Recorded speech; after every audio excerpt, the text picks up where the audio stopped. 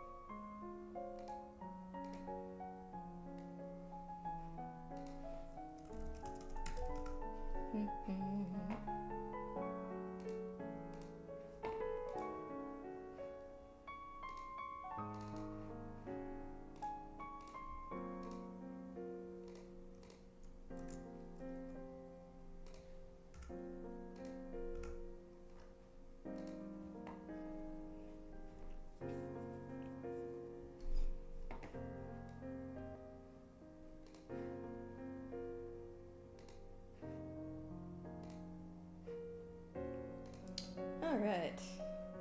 Livestream has been shared, so I think at this point we are ready to go.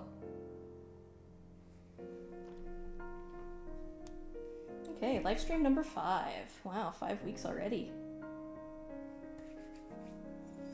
Okay, so for today, I already got started on the chunk we were doing for today, just to sort of get it ahead.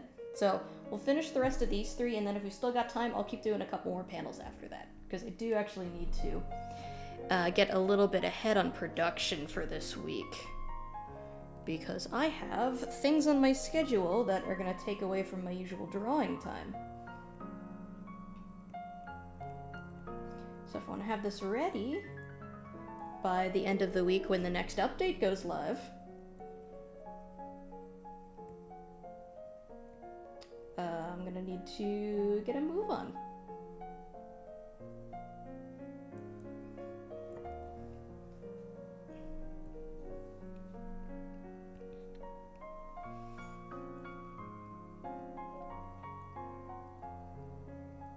We should be finally leaving this area soon, which I'm a little happy for, not gonna lie. We've been here for like 4 updates worth of content, I think.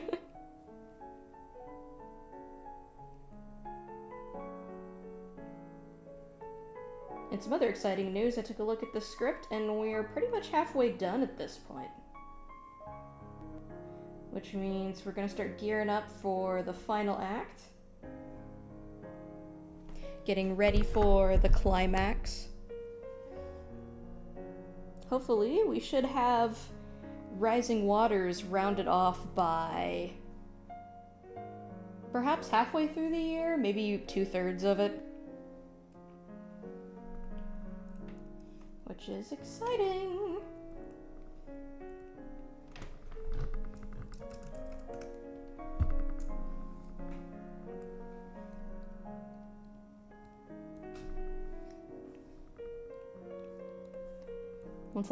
Once that's done with, I'll put the comic on hiatus again for a couple of months, so I can write and refine the script for the next story.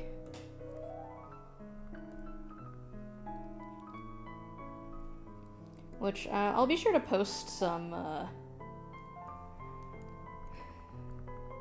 sneak peeks of on the Patreon, so stick around if you're interested in seeing that stuff.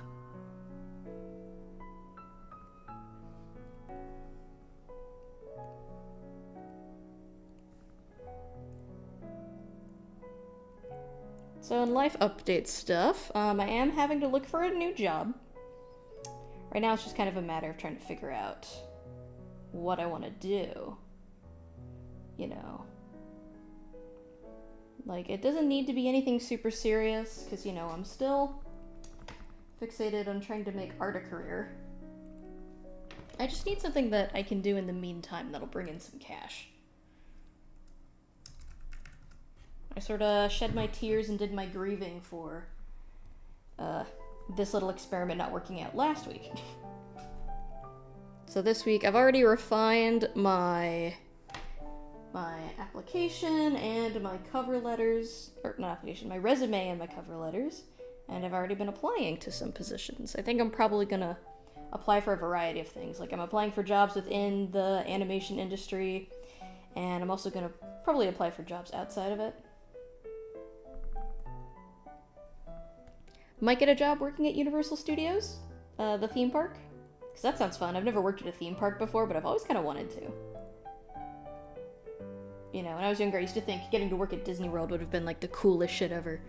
And, you know, it puts me sort of in the same area as a lot of stuff, because they do film actual movies and stuff back there. And it says that they have, like, learning seminars for things, so it could provide me with some good opportunities. The only issue is that that's another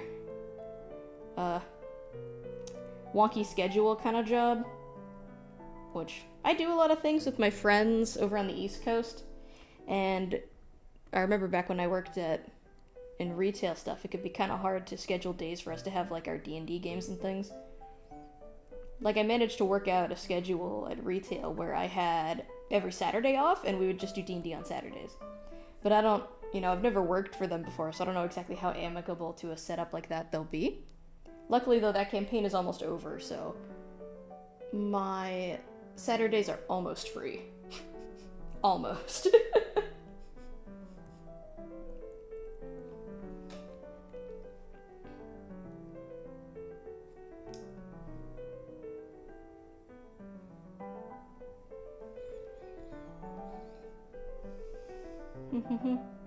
This is an interesting playlist. I found a playlist online that was like Ghibli songs.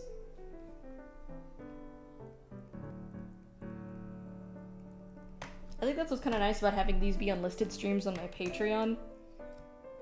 I don't really have to worry about copyright issues too much. You know, if I was hosting them directly on YouTube the way I host the Okami gaming streams, it'd probably be a bit more of an issue.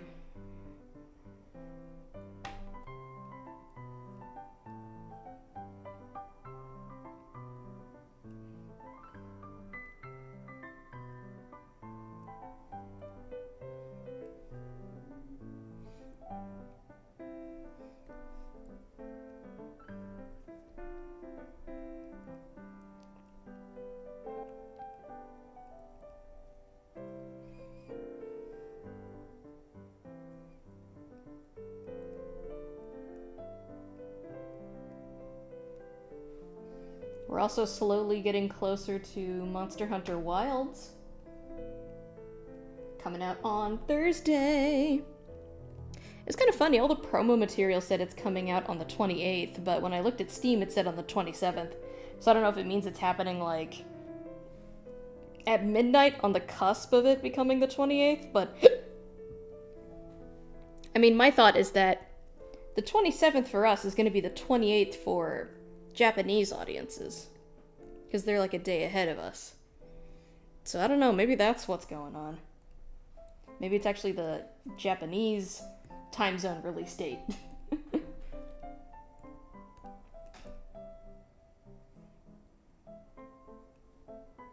I don't know, I guess we'll see. I don't mind either way. I've waited this long, I can wait a couple more hours if it turns out it's coming out later than I expected.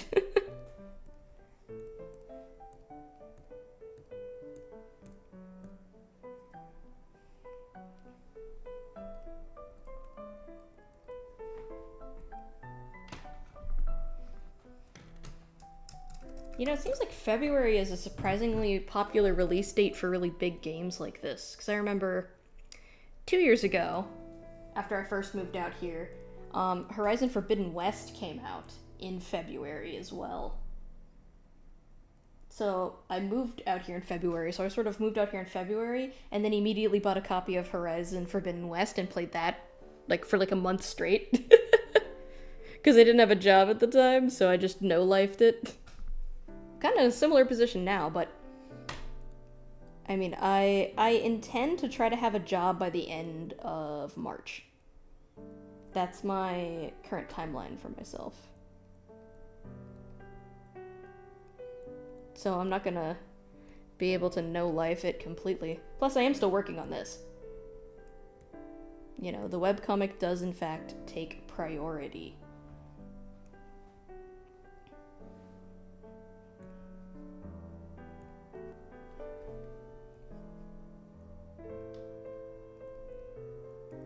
Poor Stone, sleeping in the corner. Look at him.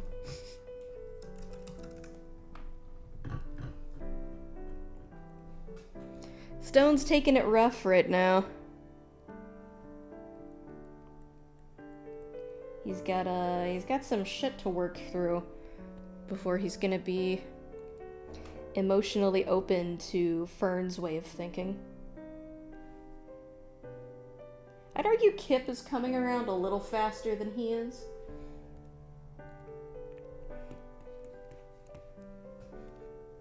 At least, Kip's perspective from what I've portrayed within the comic so far is more like, he fights because he has to. Because to him this is just how it works, you know. They're wild animals. Fighting is just kind of what they do.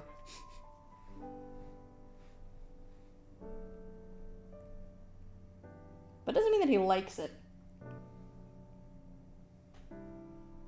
He's willing to work with the other cats. With the cats. I say that like he's a cat. He's not a cat.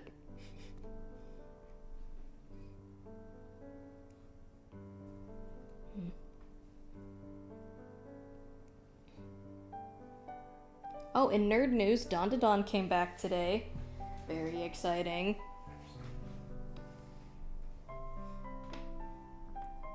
It was a pretty wild start to this arc. I wasn't expecting what happened in the chapter. I'll try not to give any spoilers. But, it was something, alright.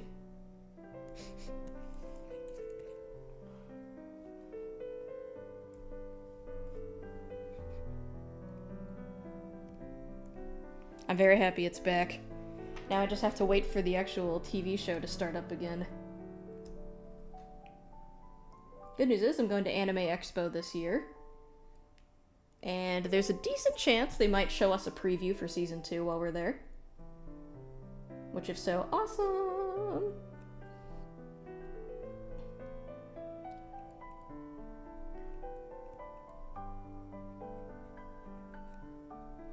I might actually cosplay as Momo for it this year. It would certainly be fun. I haven't cosplayed in a long time. I've only cosplayed twice. And it was like the first 2 years that I went to my hometown's local anime convention, which was a very small affair. A small but passionate affair.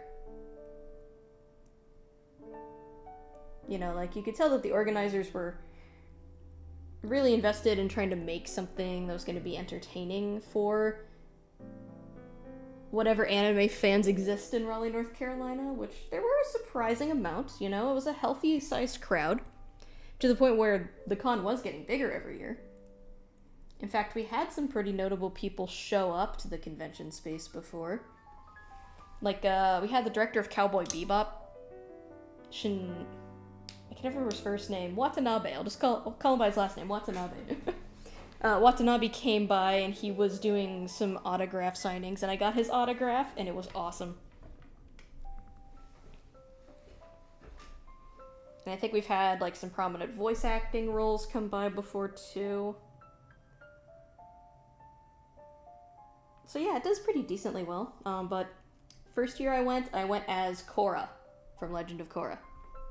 And then second year, I went as one of the characters from Journey.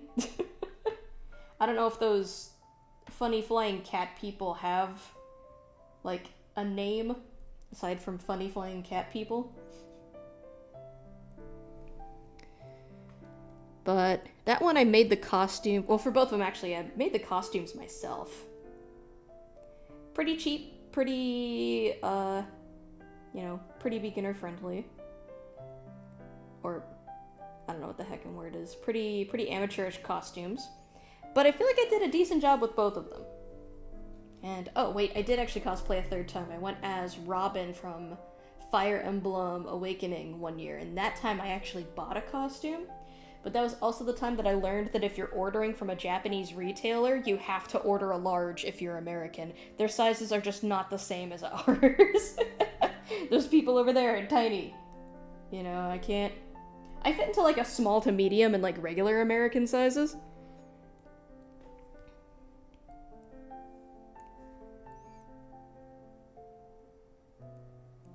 But you know, at the Japanese market, man, they're just sort of like naturally tiny ass people.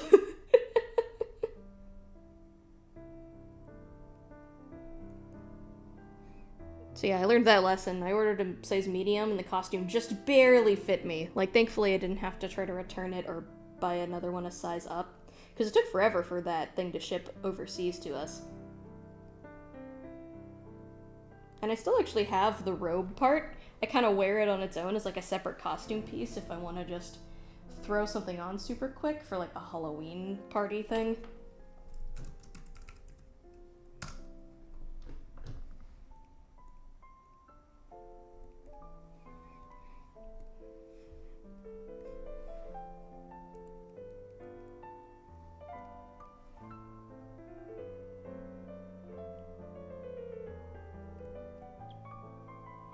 But yeah, I think it'd be fun, especially since one of my friends who's going with me, he wants to cosplay as Okarun.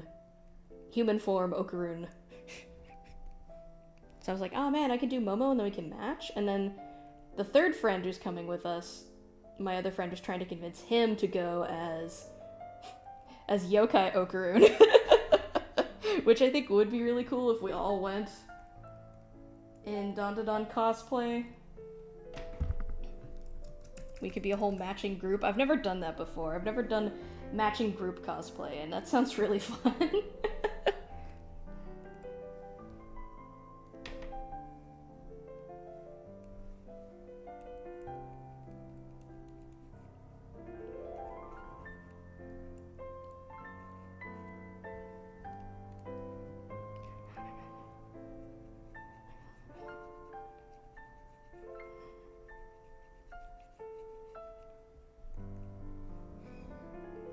The only thing we're worried about is the LA summer heat, because Anime Expo happens around June-ish, and that's kind of LA at its hottest. And, you know, if you've seen what Momo wears, she likes to wear these, like, oversized sweatshirts a lot of the time. She's got that oversized, you know, fashion style sort of thing going on, and it doesn't look like much, but it looks...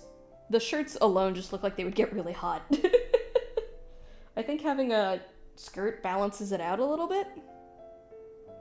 But yeah, that wouldn't be fun. I don't know, my current thought is maybe I'll wear an undershirt underneath it and then I can just take off the top layer if it does end up getting too hot. Sort of, you know, say fuck accuracy in that at that moment, because like not getting heat stroke I think is more important.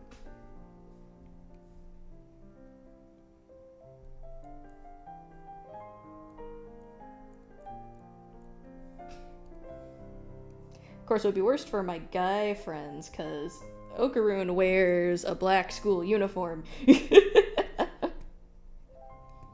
Which, you know, that shit buttons right up to the throat, and it's black.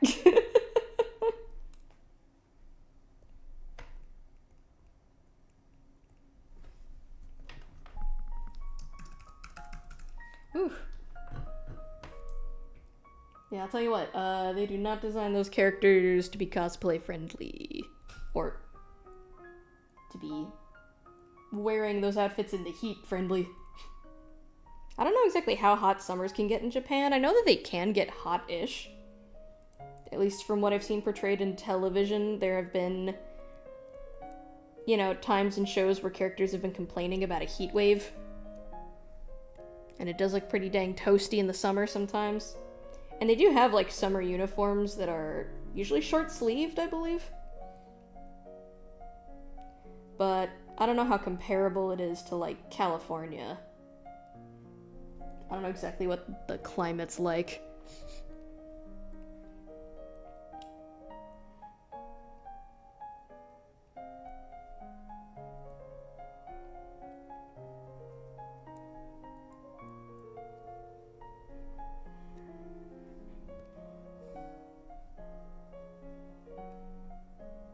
I imagine it's gotta be a little more comfortable to wear longer sleeves. I'm gonna have to look that up later. It's gonna bother me forever if I don't.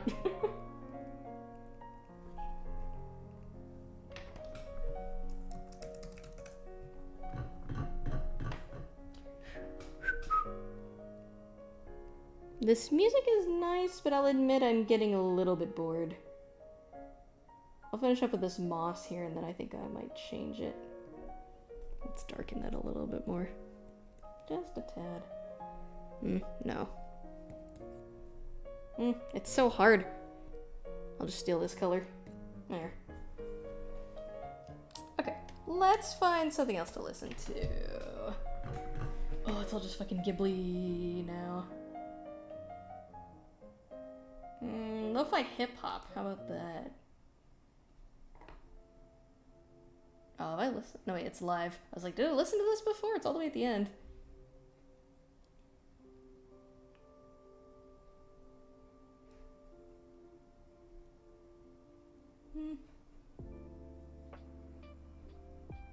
Okay, let's try this out for a little bit.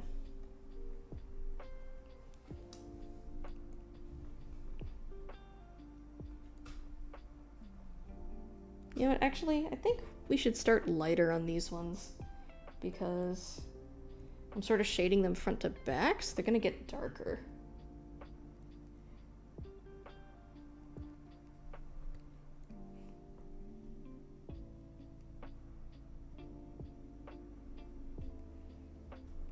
I'll try to create better contrast with the shadows later, because it feels like it's kind of blending into the wall here. Tell you what, man, picking colors is still so goddamn hard.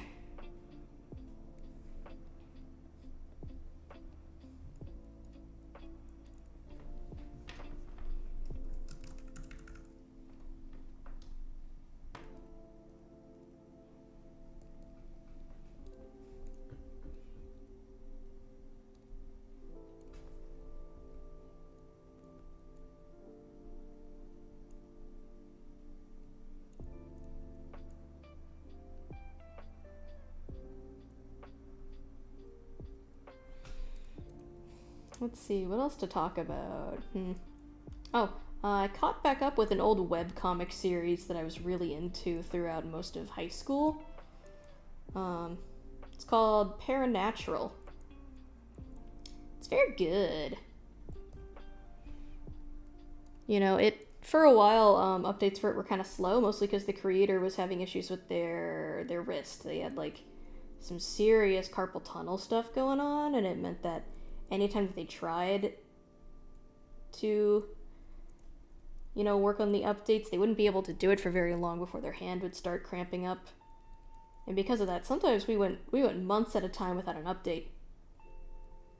And my interest in it started to wane a little bit, if only because it wasn't super prominent in my life anymore. But, so the creator, eventually, they figured out that, like, oh, this health issue that I've got isn't going to change anytime soon. So the way they did the comic needed to change, or at least that's the conclusion that they came to. You know, they had to adjust their work style in order to try to become more consistent again. So the first thing they did was they lowered their page updates from twice a week to once a week. And they switched from, instead of doing like a traditional comic layout, they did a combination of comic and written prose. So it's kind of more like a picture book now, almost, where they'll have individual panels drawn on the page, but in between them, it's big descriptive blocks of text that read more like a novel than a comic. And this hybrid method has allowed them to not only to continue to make art for the series, but to be able to do it in a way that's not straining themselves to the brink, and allowing them to be more consistent with uploads again. So now that the series has sort of gotten back to trucking along, I've checked it out again. Refreshed myself on some of the history of it, and caught up to where it's at now. And you know what? It's still really good. The change definitely takes some getting used to at first, and it is sad to see the full pages go, because Zach Morrison, the creator, he is such a good artist. He is really good. You know, his full page illustrations, they're always great. So, you know, it's sad to see that go. You kind of gotta grieve for the comic that was a little bit, you know, but once you can get past those feelings and sort of embrace the new look for everything, he's still telling a really good story with what he has.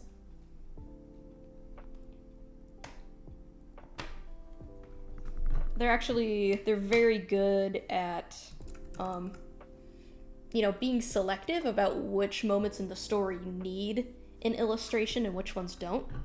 And they get very creative with how the artistry of the text as well. Like, they use a lot of different fonts, different colors to sort of indicate different character speech, and they break up paragraphs, and they draw the words dripping down the page, depending on what they want to do to sort of emphasize what's happening. And their written prose is pretty good, all things considered. So yeah, once you can embrace like the new changes being made, Zach's still doing like a really good job with what they have, you know. And if the option is this paranatural or no paranatural, I think this is still going to be the better option. At least now he can try to finish the story, you know. It is a shame what happened to their wrist. You know, it sucks that they'll probably never be at the same production level as they used to be for a comic, you know? I mean, I've no doubt that if they had like a team working with them on it, then maybe they could make something work, but you know, that's a lot to ask, and Paranatural was kind of their starter project, so I'm not surprised that they haven't like done something like that at all.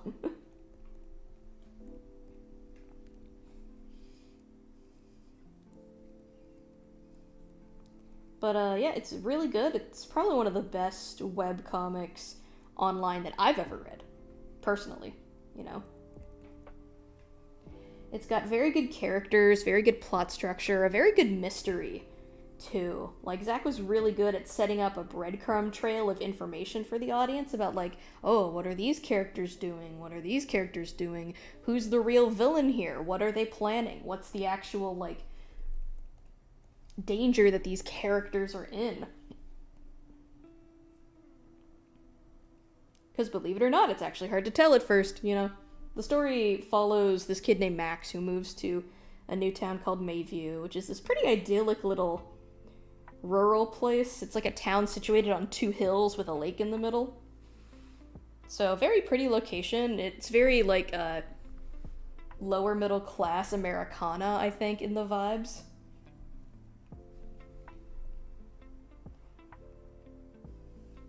It's someone who grew up in a town that was kind of like that. It's very nostalgic feeling. But he moves here, you know, and he's really upset about it because he didn't want to move. He moved from the big city, but he liked where he lived, you know. He misses his friends, he misses his old home, and more importantly than that, though, he misses his mom. His mom passed away. It's sort of vague how long it's been since she's died, but it seems like it's recent enough that he's still really torn up about it. And he feels kind of like moving towns was leaving her behind, in a way. Even though, ironically, the town that they moved to, Mayview, is actually hers and his dad's hometown. So technically she's from here. But, you know, this isn't where he grew up. This isn't where their family spent their early years. So it just doesn't really feel like that to him, I guess. But, you know, his dad wanted a fresh start for him and his younger sister. So Max tries. He goes to school, he tries to make friends, but then he starts seeing ghosts Yeah, it's kind of an unexpected twist. It's like, oh, this is a ghost story. I see. So he starts seeing ghosts, and then he gets sort of swept up into this, this fantastical behind-the-scenes world of people called spectrals, who are basically professional ghost wranglers. They're people who can see ghosts, interact with ghosts, and use what are essentially cursed objects that have, like, spirits attached to them. And they can use these objects to basically wield superpowers. One of the characters he meets, Isabel, is another girl at his school. She has this, like, magic notebook that lets her control paper. So she can summon, like, any origami construction that her mind can conjure, and it's, like, a really useful and super adaptive ability.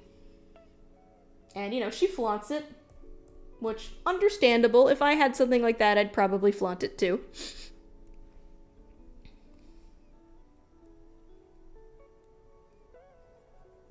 So that's sort of what he gets caught up in, and, he primarily becomes interested in this because it's Ghost, it's the dead. He has sort of this pie-in-the-sky hope that maybe this means he can see his mom again, if he can somehow find her departed spirit. So he gets welcomed into this group of other kids at his school and a teacher who are all spectrals, and they welcome him into this world and try to teach him the ropes. But it's slowly revealed that there's something much bigger going on. There was, like, a whole other story that happened in this town, like, years prior, when the teacher character was a kid, or was, like, around their age. This, like, whole other grand, almost world-ending event, and the town has just sort of been in this sleepy, subdued state ever since. But now those dangerous things from the past are starting to wake up again, and, loose ends that weren't tied up the last time are becoming a problem. And it's pretty likely that Max and his new friends are gonna be getting roped into this too. And, a lot of the mystery sort of just becomes about discovering what happened in this town, over a decade prior. Of course, the whole time, Max is kind of an irreverent little punk kid. He clearly cares a lot, but he tries to hide it by acting like he doesn't care about anything at all. Or acting like nothing bothers him, I think, is more accurate than acting like he doesn't care. Because he does care, he just acts like, he's cool, he's tough, he's not fazed by all of this weird shit that's happening to him. Of course, the audience knows that he does, it bothers him a lot. His personal investment is still in trying to see his mom again. Although over time he does, of course, come to care about the town, and obviously he doesn't want to see anything bad happen to it. So when it is eventually revealed to the kids that something bad is happening in the town, and it's likely that people are in danger. I don't think that works. I think we should just go full black. Yeah.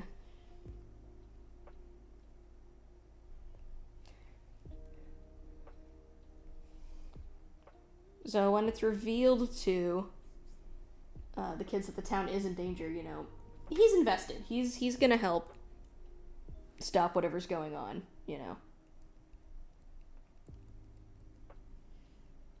The most recent arc, we just got finished with an arc that was entirely from the perspective of the antagonists. And at first you're like, oh, why are we doing this? Why are we following these guys? Isn't this kind of like spoiling a bunch of stuff that should be kept for the climax? But you go through it and you realize, no, actually, because there's a lot of moving parts to Paranatural's bad guys. Like, there's a ton of factions and double-crossers, people working for their own interest. There's double agents. There's all kinds of stuff going on. So, and, the plans that the bad guys have, they're all very complicated and interconnected. So it makes sense that we sort of need to take a break from the heroes and go watch the villains for a couple of minutes, especially this one particular night that the chapter focuses on, because it's when a lot of their machinations start being put to fruition. which I won't talk about what happens in case, I don't know, anybody who watches this in the future is reading or hasn't read it yet and wants to. But yeah, it's a pretty big toss-up for the status quo. A lot of stuff changes. A lot of new elements come into play. There's going to be a lot of things for the kids to worry about later on down the line. I have no idea how they're going to figure out some of this stuff, to be honest. But yeah, so we've finally gone back to the actual kid characters, and we're following up on some plot points that Zach established back when I was just at the end of high school starting college, which at this point was over 5 years ago. So we're getting back to plot points from 5 years ago.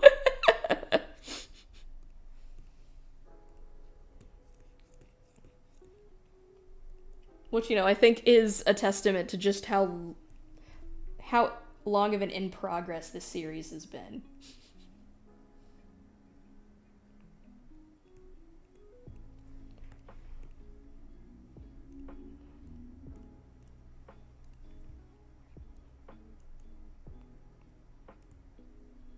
One thing I am sad that I missed out is that they had a plush of one of the spirit characters crowdfunded, and I missed it. Sad. It was a limited time offer, you had to join the GoFundMe if you wanted to get one. Which sucks. But oh well. I mean, I just wasn't in the community at the time. Not much that can be done about that, really. I'm back now, though. I am excited because it looks like this arc is going to focus on... It's going to include at least my favorite character in the story, which is Isaac. The perhaps most angst-ridden member of the Paranatural crew, and a guy who's trying so fucking hard to be friends with Max. But he has a very interesting story. So he stands apart from the other members of their group in several ways. Like, pretty much everything about him runs contrast to everyone else in the group and really makes him stand out. The biggest perhaps being is that, unlike other spectrals, he doesn't use a cursed object, he kind of is the cursed object. So their definition for a medium in the Paranatural world is a person who is possessed by a spirit. And when you're possessed by a spirit, you, like I said, become the cursed object. So instead of having to channel the spirit's energy through a separate device, you can channel it directly through your body. This has some consequences, as you can imagine. One of the biggest being that the longer a person is possessed, the more they will come to resemble their spirit. Which is fun because it opens the door for Zach to introduce a lot of very wacky and inhuman-looking character designs. And you're introduced to some of these people before you're introduced to the concept of mediums. So you look at them and you're like, how is everyone acting like this guy is normal? He's got like an alligator for a face. But then you learn that little factoid about mediums, and suddenly it all makes sense. And you're like, oh, these people look inhuman because they're being, changed into something inhuman by the spirits that reside within them. So Isaac is a medium. He's the only medium in the group. He hasn't been possessed for a super long time. The only thing that's different is that he has spiky anime hair. And that's explained in the story as being a side effect of his spirit, which is basically like a lightning spirit. A really powerful one, too, which, when you're introduced to it for the first time in the comic, it's like, holy cow, how is Isaac keeping this thing under control at all?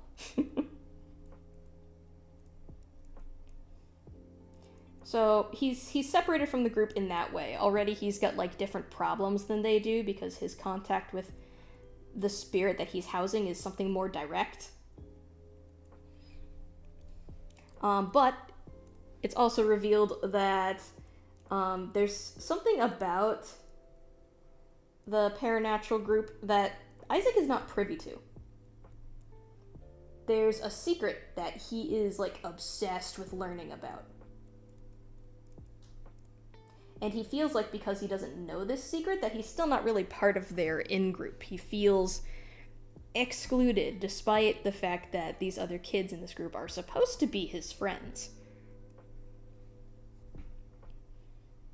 Of course, what we sort of learned throughout it is that a big part of why Isaac feels isolated for them is really just teenage insecurity.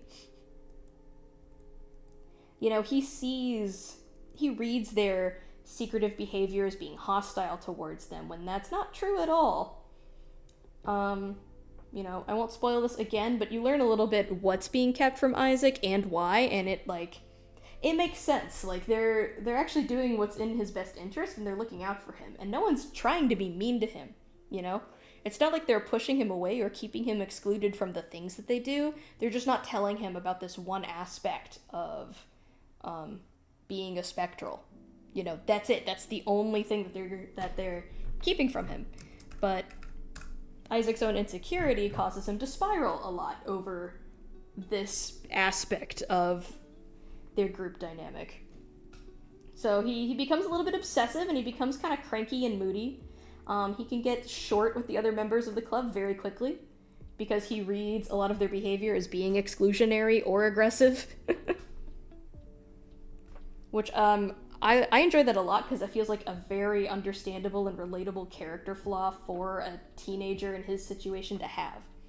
Like, I think everybody's felt insecure, and I'm sure there's plenty of people who can relate to overreacting because of insecurity. You know, taking something the wrong way, blowing things up to a proportion that it doesn't need to be blown up to, reading intentions into people that aren't actually there, all because you yourself feel like maybe you're not worthy to be treated as a whole friend. But that's also why his obsession with being friends with Max is very funny. Because, you know, Max, the new kid, comes into the school and turns out he's a spectral, and Isaac sees it and he's like, oh my god, finally, someone that I can make friends with who doesn't have a bunch of preconceived notions about me. So this poor kid, right? Anytime he sees Max, is just like right up next to him. trying so hard to get this other kid to like him. It's as endearing as it is pathetic and incredibly relatable. So every time he's on screen, I'm like, oh my god, no, he's trying way too hard, no. And it's also funny, because Max is a super chill dude, you know, to quote everyone's favorite meme from the past year. I think it was last year that happened. He's just a chill guy. You know, he doesn't take things too seriously. He doesn't put pressure on anybody to be or act a certain way. He's very jokey. He has a very dry, sarcastic kind of wit about him. Changing this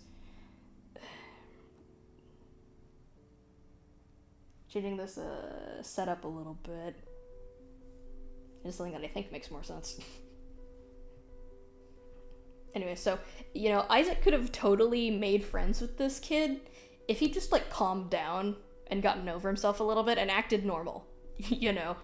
Max wasn't gonna turn him away because he's some, like, angsty anime freak, which that's another funny thing about Isaac's character, is that he's absolutely obsessed with anime and escapism fiction in general. And, like, this chapter that's from his perspective. Another great thing about the prose is that we actually kind of get to be in the character's brains more than we were back when it was a comic proper. So, like, we straight up hear Isaac's inner monologue and how he's kind of disappointed that getting these spectral abilities didn't sort of turn his life into a shonen manga. Where he got to run around with his friends and fight bad guys and go home at the end of the day with, like, a newfound family, because he thinks his parents are super boring. He thinks his whole life is super boring. He's pretty dissatisfied with how things are for him right now. And, you know, he wants to live out his anime fantasies, but real life's not like that, you know? He still has to go to school. He still has to do all the boring stuff. I think he said in his monologue, there's no time skip past the dumb things to get back into the action. You know, pretty normal misconceptions for a kid his age to have about being a superhero, I think. Or gaining superpowers at all. Yeah, it really seems like they've brought him more strife than fun, and he's very frustrated about that. And another thing Isaac struggles with a lot is actually his own powers. So because he's a medium, he's more in touch with his spirit's energy, but this also means that his abilities are more volatile because they're directly connected to his emotions, you know? Like, if Isaac gets angry, he's gonna start shooting off lightning bolts in random directions. And, you know, as I'm sure you can tell from how I've described his character so far, he's very emotional. So that means there's a lot of lightning incidents happening. Which is obviously not something that Isaac wants. He doesn't want to be dangerous, he wants to be the hero. So he actually spends a lot of time hanging out with other spirits.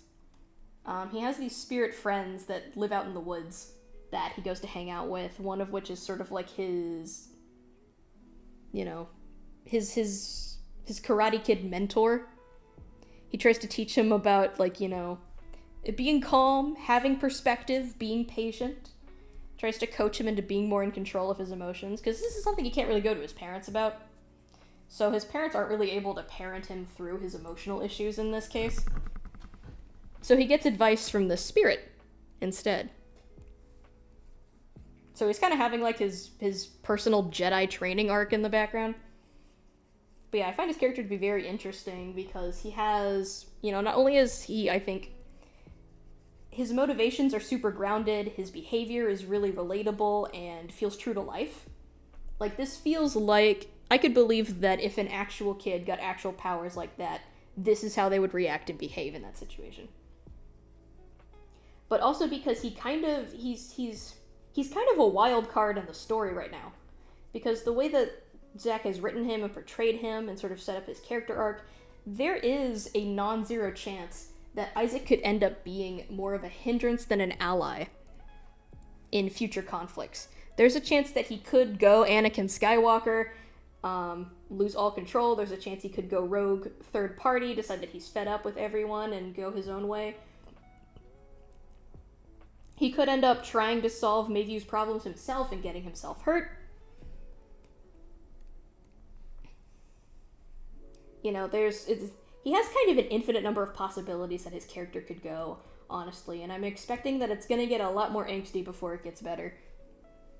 Though I'm also expecting that he and Max are going to become genuine friends. I mean, they are kind of friends at this point, but Isaac won't stop, you know, overthinking it. And Max does get fed up with his bullshit. Quite often. They had, like, kind of a big blowout fight at the end of one of the chapters, because Isaac was just doing way too much, coming on way too strong and kind of being a brat to Max, and then Max was like, okay, no, we're not gonna do this. Max is really good at putting his foot down when people are, you know, acting shitty. So he calls Isaac out directly, and Isaac doesn't take it very well, you know. He, as you can imagine, for a teen that's that insecure, he also doesn't take being criticized very well. So they had a big fight, and then Isaac's super upset because he's convinced he's ruined his only chance to, you know, make a new friend. He thinks that, great, I've ruined this chance with Max too. Now I'll really be alone forever.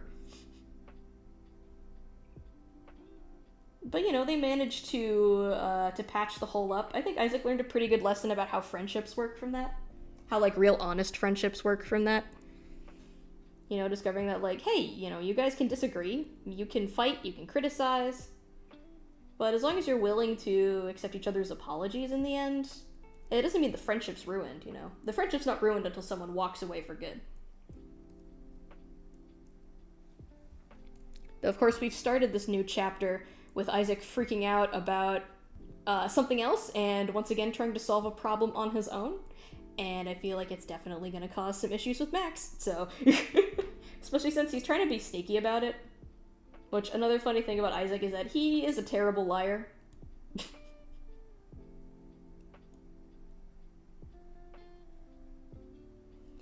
So I imagine it's gonna be some shenanigans. Also, I think the creator straight up revealed this most recent update that Isaac definitely has a bit of a crush going on Max, which, that makes sense. I could see it. I could tell from sort of moment one that there was a chance, you know, that his infatuation with Max could deepen at some point into something a little bit more more meaningful and intense than that. So, you know, I'll be looking forward to see how that goes. I have no idea if there's any chance that Max is interested in return. That boy has not shown interest in anybody since the start of the comic, so I don't know what's up with him. I think it'd be nice, though. I think seeing Isaac in a relationship could open up for some interesting developments for his character. But I can also see an outcome where, you know, it's sort of established that, like, hey, he's still way too, like, emotionally immature for, like, a relationship. And this whole thing with Max just kind of crashes and burns. I could see that, too. But, you know, we'll see how it goes. The story's definitely far from over. And I'm very much looking forward to what Isaac's gonna get up to in this latest chapter. This latest arc, I guess. I don't know, man. Every site's got different terminology for how they organize comic stuff. Like, you know, I think on the Paranatural page, Zach lists a chapter as, like, sort of an arc. And the individual actual update slots are, like, pages. But, you know, on Webtoon, every update is a episode or a chapter. Rather than being a quote-unquote page. Because really, I mean, at least from how I do things, every update of Webtoon is like 2 or 3 pages of content.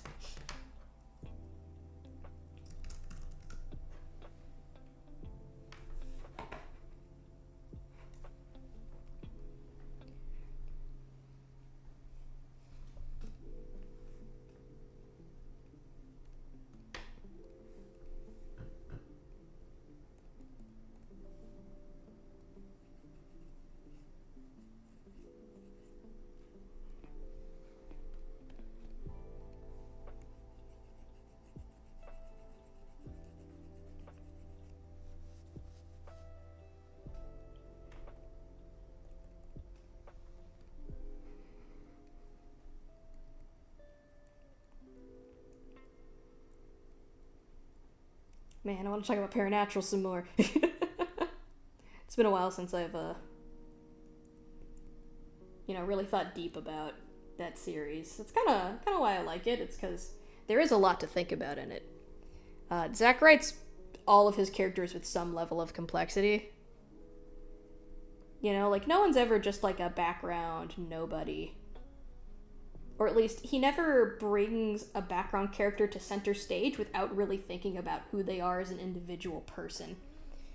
You know, sort of treating every character that comes into center stage like they are a main character. At least of their own story. That's part of what makes the world of Mayview and the plot of Paranatural feel so complex and grand, is that he puts so much detail into every character who's a part of it.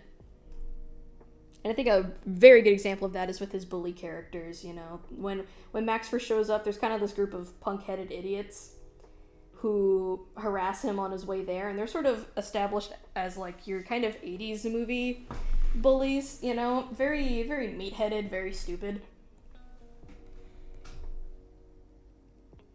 And they bother and harass the on-screen characters periodically throughout that first school day.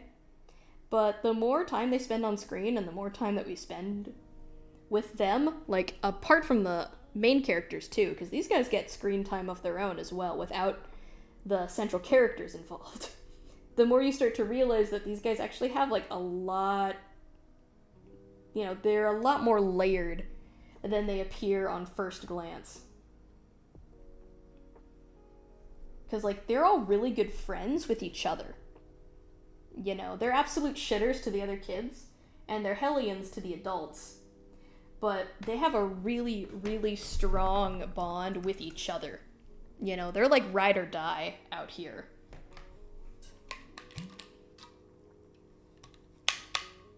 And I just think that's really cool. Because it's like, yeah, I mean, they're idiot bully characters, but it's just sort of nice to see these guys genuinely have a care for each other.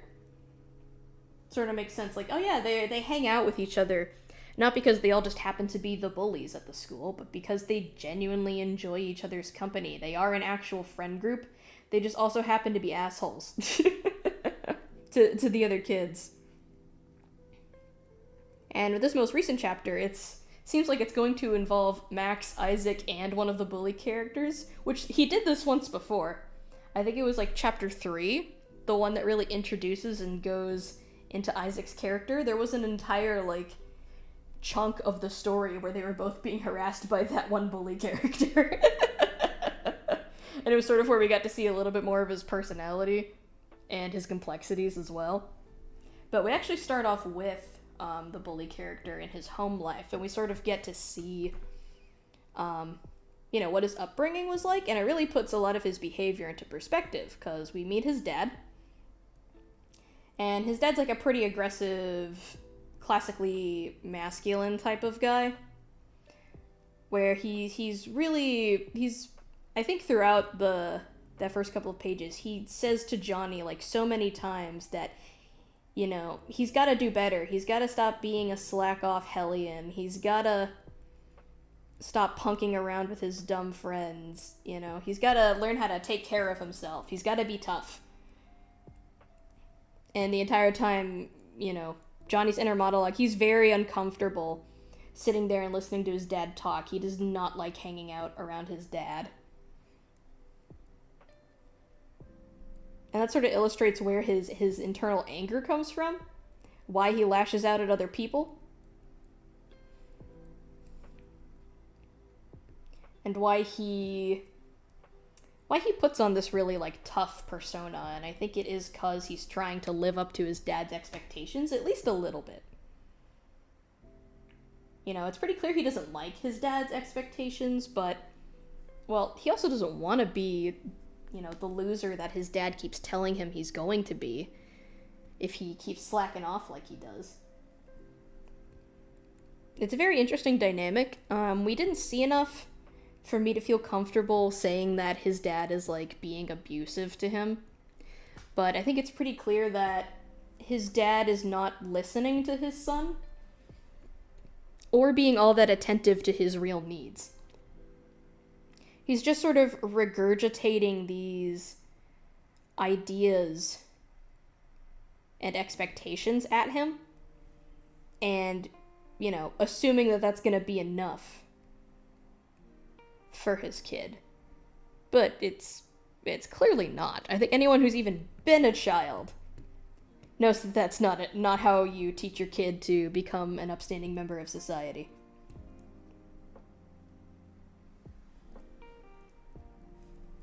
So he's got that shit going on for him. And then he's sort of the thing from 5 years ago that we're finally paying off. Because it was established pretty early that he's gonna get sucked into all this ghost fighting shit. Which I think is gonna be interesting because I don't think his friends are going to be engaged in this either. So that makes me curious about what's going to happen to the friendship dynamic between the other bully characters.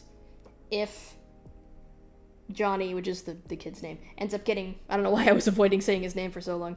If Johnny gets roped into this paranatural stuff, like, how is that going to change how he interacts with his friends? Especially if they're not a part of it. Because, like, he can't tell them about it. He can't show them it because they can't see it.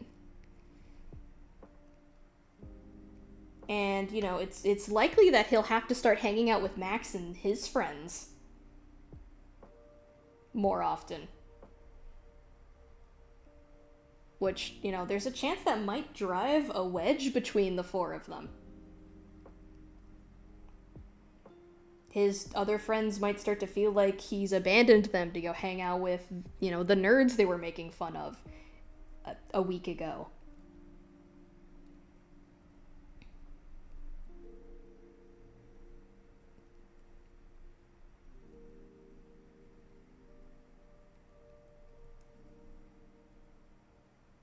So that I think will be interesting to see. See how he handles that, see what evolves and change, see if maybe he becomes genuine friends with Max and the others.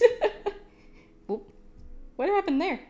Oh, I clicked gradient instead of the fill tool. Haha.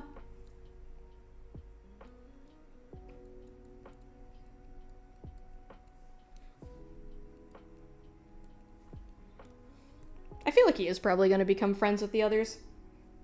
I just don't know if he's going to have to sacrifice his other friend group to do it. Which I don't want him to, I mean. The truth of the matter is that they're all good kids deep down. They just behave kind of like jackasses.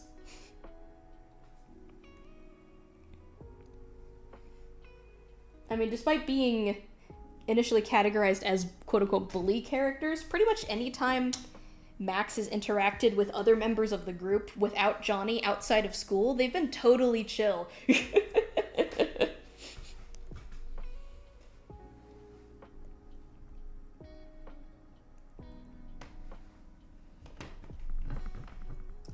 So I think that might mean that perhaps Johnny is the source of a lot of the conflict that they get up to. Which, you know, if he finds his own zen, maybe becomes confident enough to step away from what his father thinks and start ignoring it more than trying to act on it.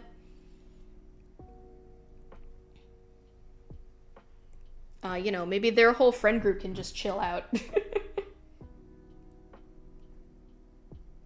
And stop trying to act like tough guys.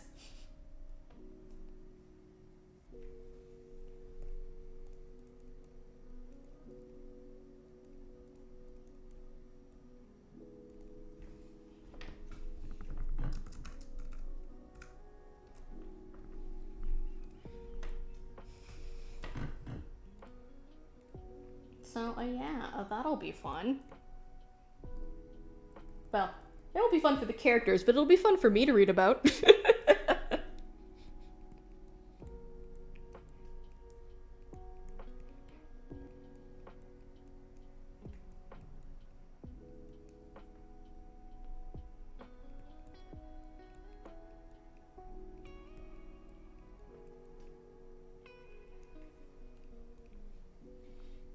Although, you know, coming back to Paranatural at the same time as I'm still fully invested in Dawn to Dawn kind of just makes you realize how easily the two series can slot into each other. I mean, they both feature ghosts, and aliens have been mentioned in Paranatural. I don't think they've been confirmed to exist just yet, but we have been introduced to a character who is very convinced that they've been abducted by aliens at some point. So, you know, Zach very well could decide to start putting aliens in his story. We'll have to see. I'd be kind of surprised if he did, though, just because his world is, like, full to bursting with ghosts and spirits. They cover just about every aspect of the world. They're kind of, like, layered over top of reality. And only, you know, spectrals, the supernaturally inclined, can actually perceive them. But they're everywhere. All the time, constantly. It's not like in Dawn to Dawn where there seems to be sort of a distinct line of separation between the living and the spirits. You only ever see spirits when they come to intentionally interact with the living. And, you know, cause problems and try to eat people. Most of the time they're completely invisible to everyone unless they want to show themselves. And I guess because of that, Paranatural's world just feels a little more crowded, which is really fun for the visuals. There's a lot of really good page spreads in the early chapters that are just the characters walking around an environment and it's just filled with all kinds of different little spirits. It kind of feels like a Ghibli film, where you've got all the little, you know, just the little guys running around in the background.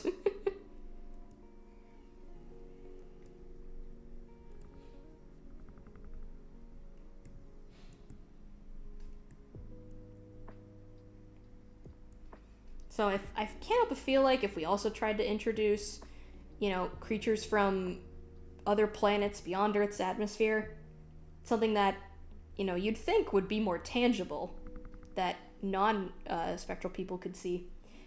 I don't know, that feels like it would maybe make the crowding a little bit worse. That it would start to pull some of the focus away, because it's been all ghosts all the time, 100%.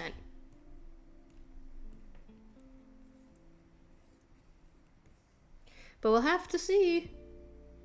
The cover image for this chapter did have the alien kid on it. So maybe. Maybe it'll happen. We'll see. Alright, it has officially hit 4. I'm gonna take a 5-minute break, so I'll be back at 4:06.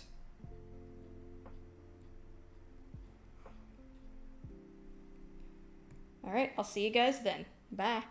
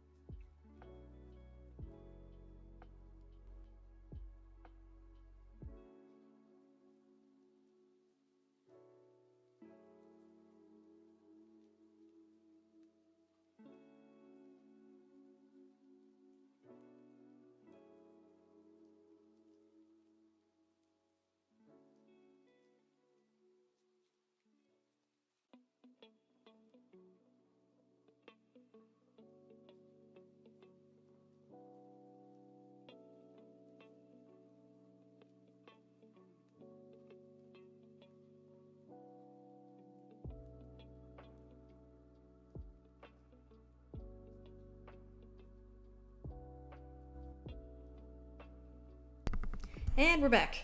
Whew. Oh man, I tell you, those breaks never really feel like they're long enough. But I hate to leave you guys sitting for longer than that. What do we say? We switch playlists again. How about some funk? Some lo-fi funk. Yeah, that sounds nice. Do-do. Do-do-do-do-do-do. Alright. Well, we've done all the panels that we have to do. So now we can move on to just doing whatever. Hooray! Alright.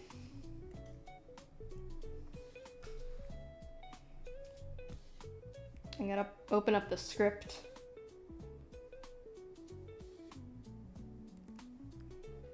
Just so I can refresh my own brain on what happens next here. Come on, open.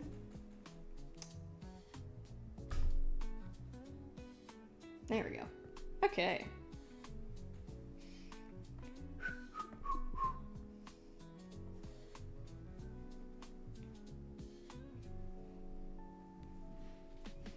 Alright, this is, it's ominous o'clock. We are getting back into the action of things.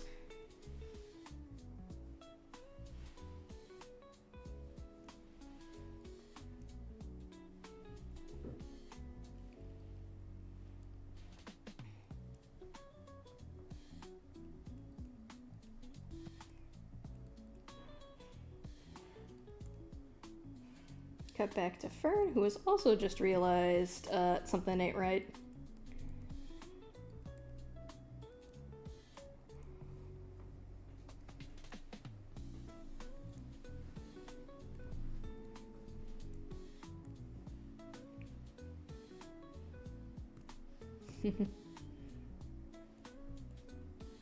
Yeah, I like this. It's got some better energy. Those other songs were good, but it was just a little too slow for me personally. I like having faster paced music on when I work. Because I think it actually makes my work flow a little faster.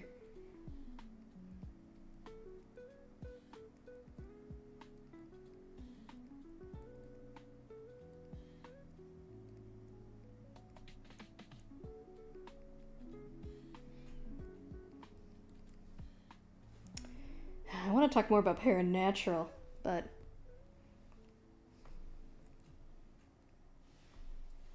I'm not quite sure what to talk about next. I mean, I've kind of exhausted the topic of Isaac. Like The Binding of Isaac, but it's yeah.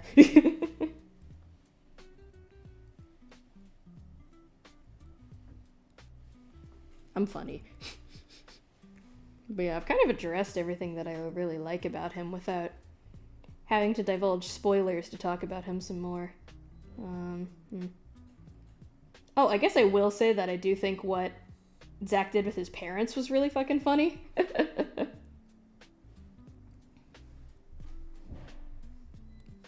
Because, you know, for the longest time, Zach's family was kind of the only one that we didn't really hear anything about. You know, we hadn't seen everyone's parents on screen, but we knew at least something about, like, who they were in the town, what they did.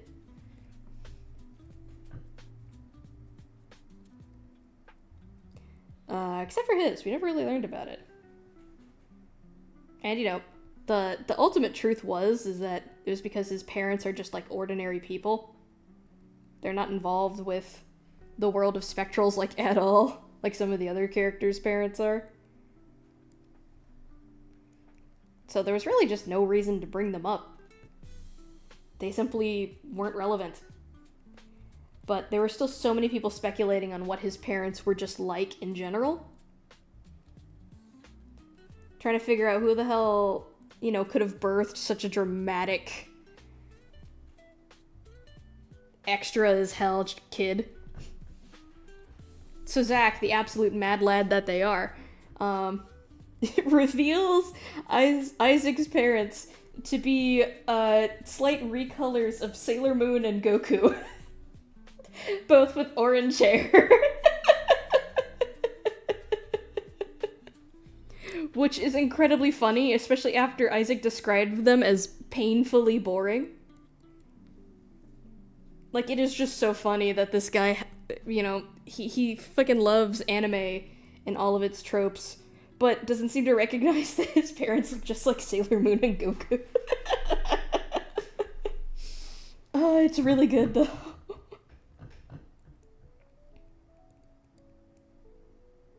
I think, we got to actually hang out with them at the start of the most recent chapter, when we had a point of view, scene from Isaac's perspective, and he went downstairs for breakfast in the morning. And his mom is baking apple pie, and he says, God, she's just so American, about his Sailor Moon recolor mom.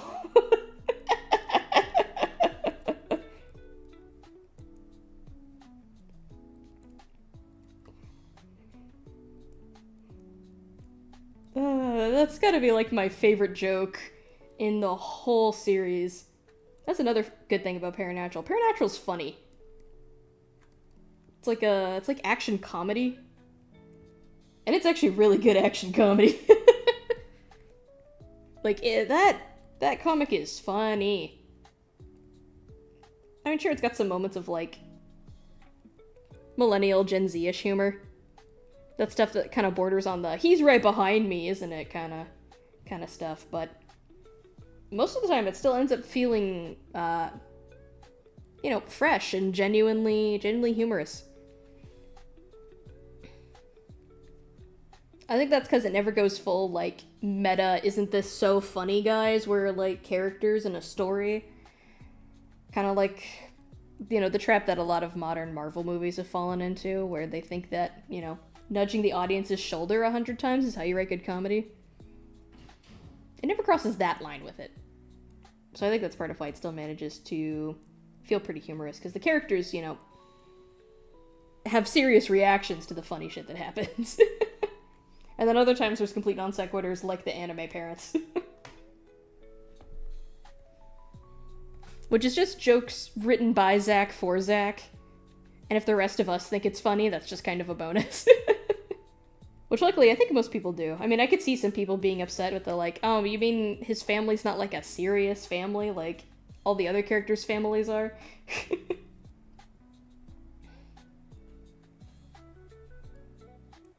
I mean, you know, it's like, well, I just think that just goes to illustrate how not important to the plot they are. That he can make them these goofy-ass caricatures of two real anime IPs and have that be fun. Like, I think it's pretty unlikely at this point that any of the characters are ever actually going to meet Isaac's parents. I think that it is simply not going to happen.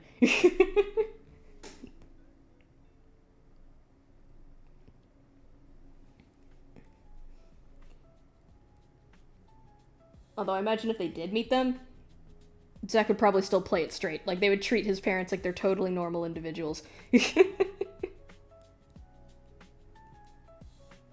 Hey, maybe there is going to be some grand reveal about the parents. Maybe there is a reason for them to be anime characters.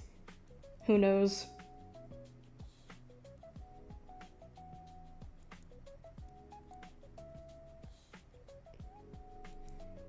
Who knows? Zach's pulled off weirder shit before.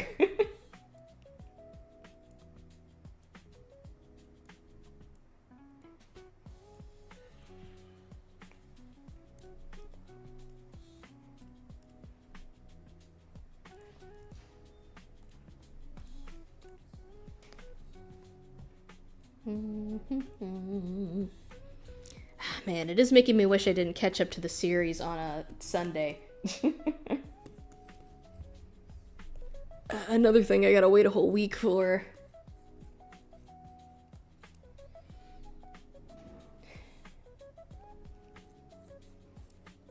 Ah, well.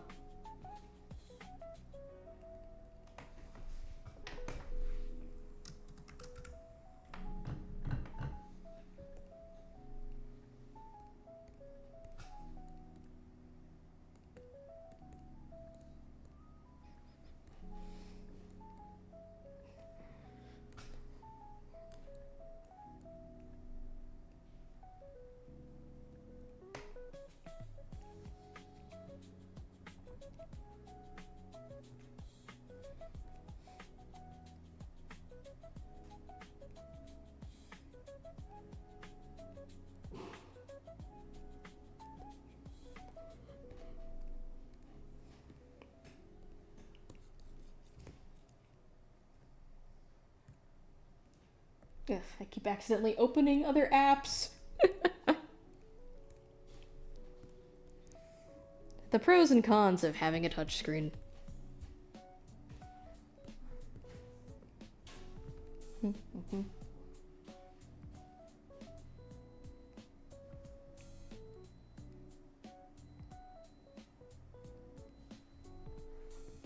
Let's see. Can I squeeze any other topics out of Paranatural? Can I make this entire episode just about Paranatural? Man.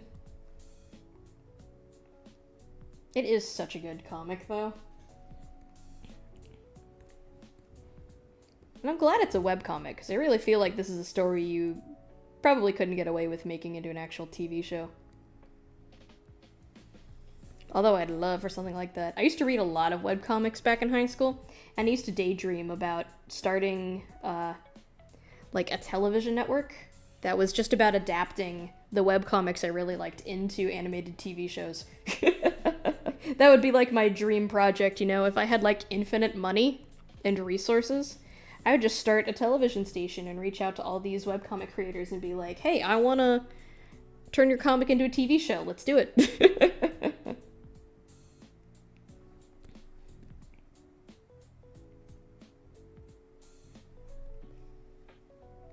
Alas, it's not that simple. I guess speaking of TV show creators, I went to the Dana Terrace exhibition on Saturday. Who, if you don't know who Dana Terrace is, she is the showrunner for Owl House, show creator for Owl House. She also worked very closely with Alex Hirsch, creator of Gravity Falls. She worked on that show with him. And she's done other projects in the industry as well, some smaller stuff. She did storyboards on, like, Michael and the Machines, or The Mitchells and the Machines, I think is how it goes. Which, that was a fun movie, I remember. And she's also got a new show coming out, independently produced through Glitched Productions on YouTube. Those are the same guys who did Murder Drones and The Amazing Digital Circus.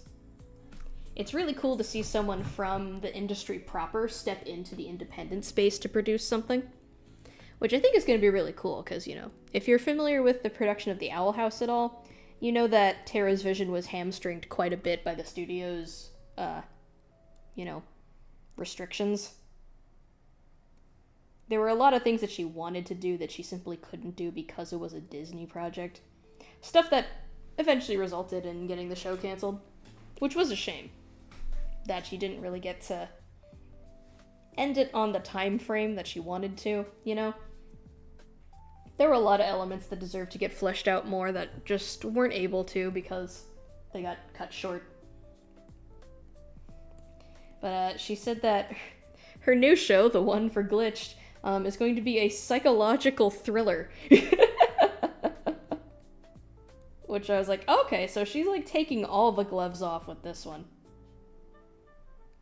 Which is cool. I got her art book from the exhibition called Skin and Bones. There's a lot of really good sketches in there. It's basically just a book of her sketchbooks. She apparently pulled illustrations from those books from like over 20 years worth of stuff and compiled it all into one book. Which, you know, it's actually really nice when artists do something like that. Basically a big sketchbook compilation.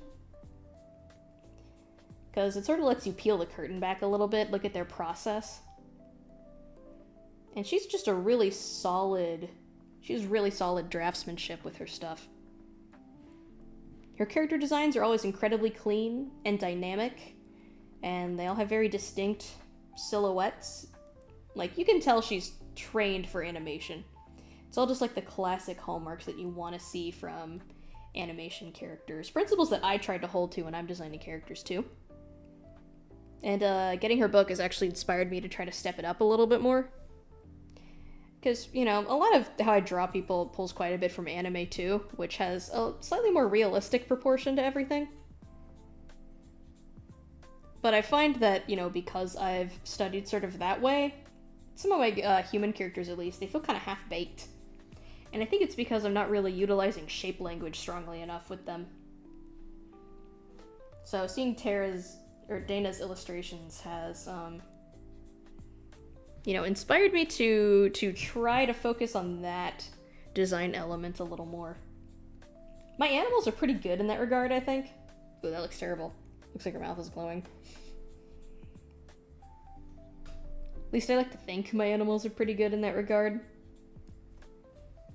I'm very good at, like, twisting the silhouette of, like, a cat or a dog. Way more than I am a person. I'm still not very comfortable with people.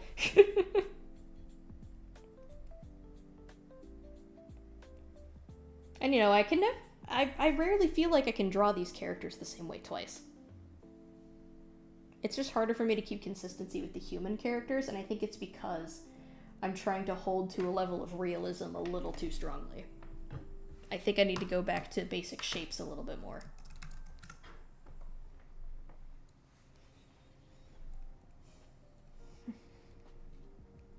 So I've been having fun with that. I'm stuck on these werewolf characters right now. I specifically developed, like, a suite of characters, like, immediately after I fell into the Don craze. And I started drawing up, I wanted to do, like, a similarly atypical male-female protagonist relationship like Don has. Atypical for its genre, at least. And what I eventually settled on doing was a girl werewolf and a boy warlock. So, you know, a lot of the times in, like, supernatural stories like that, it's the guy that becomes the big scary monster. You know, even in Don, Okarun's the one who does the transforming into a ghost, which I think works for him. I think that's actually really good for his character, so, like, I'm not upset about that in his case. But I think it's definitely true that, like, the girls don't get to turn into horrific monstrosities that wreck house all that often. Which is when I thought, hey, that's a fun angle I could take a character. Which led to the creation of Werewolf Girl.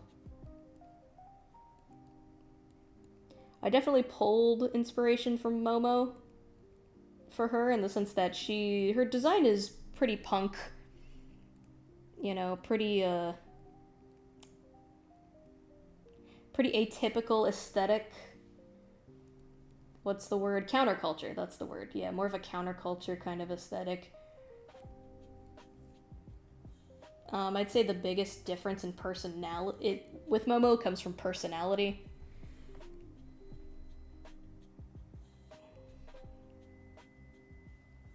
In that, Kay, the werewolf character, she's a little bit more aggressive than Momo is. Momo gets pretty aggressive, but, you know, Momo is a lot more bark than bite. Wouldn't say she has no bite, she definitely does. But she's more likely to just yell and shout and bluster. Kay, I'd say, she actually probably falls more into she probably looks more like a bully at first glance, probably acts more like it too, you know? Really likely to start a random fist fight just out of the blue.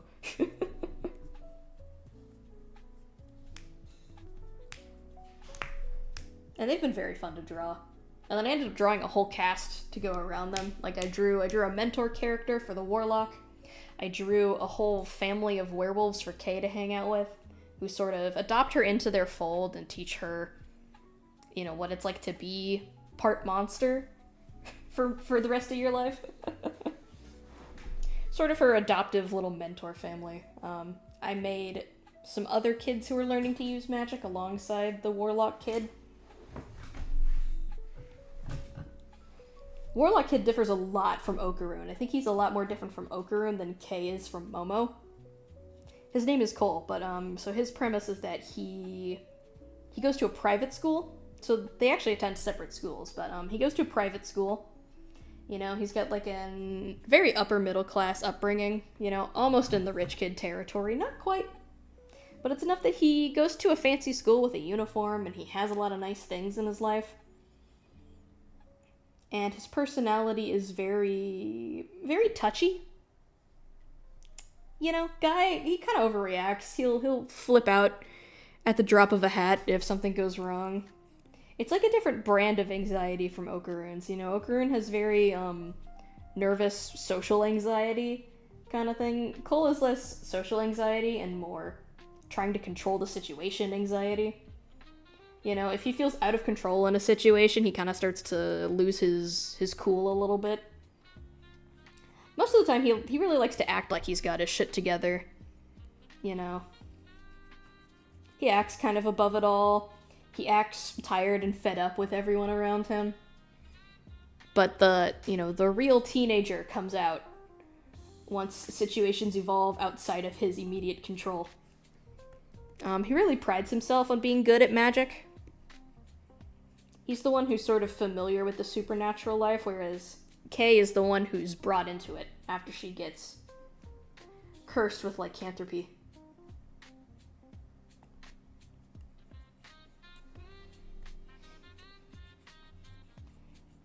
So because of that, he kind of takes this know-it-all tone with her.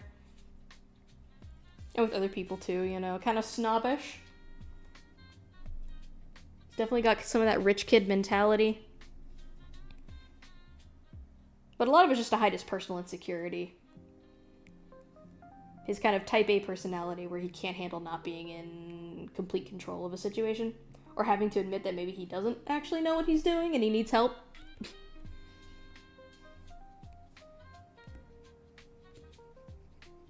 You know, so very different from Okarun in that he's not like some shy, quiet kid who just needs to be convinced to step out of his shell by a loud girl. His relationship with Kay is definitely a lot more outwardly antagonistic at first. He kind of treats Kay like she's stupid, which she's a little stupid. But, you know, he doesn't have to be a dick about it. I mean, she's the one who's turning into a dog every full moon, not him. You know, he can be a little nicer about it.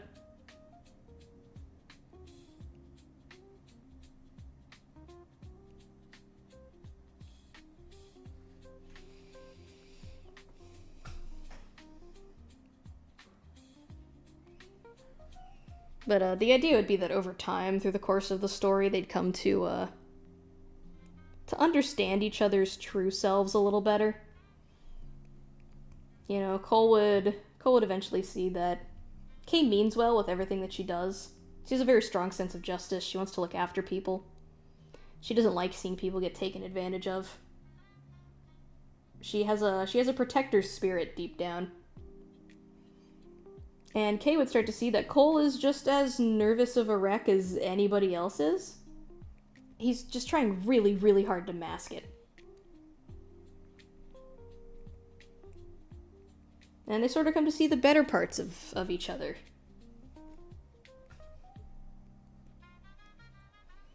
I don't have a concrete story so far, but the basic conceit is going to be revolving around trying to fix Kay's lycanthropy that she ends up getting cursed with.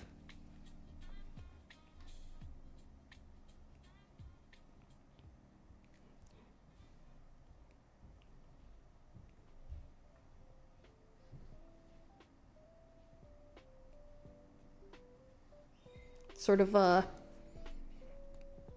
it's like I said, Cole's the one who's, like, already familiar with this world's supernatural elements at first. So, in his extracurricular time, he's basically in training to be a warlock while still in high school. So, like, after school, he'll go to visit his mentor, who's a witch. And, you know, she gives him his training exercises, goes over spells with him, that kind of a thing.